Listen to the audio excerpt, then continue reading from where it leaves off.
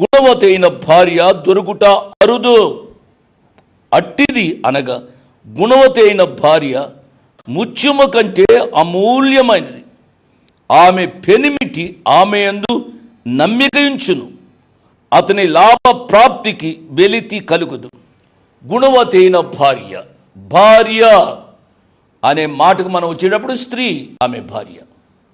స్త్రీ అనే మాట ఆధ్యాత్మికంగా ఒక కోణంలోంచి మనం ఆలోచిస్తే సంఘానికి సాదృశ్యం అనే విషయాన్ని నేను జ్ఞాపకం చేస్తున్నా.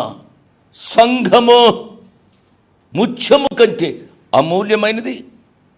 సంఘముని యందు తన పెనిమిటి యేసయ్య నమ్మిక ఉంచుతాడు అనే విషయాన్ని మనం ఆలోచించాలి. సంఘము లాభసాటి కొరకు, డబ్బు సంపాదన కొరకు, పేరు ప్రఖ్యాతుల కొరకు స్థాపించేది కాదు.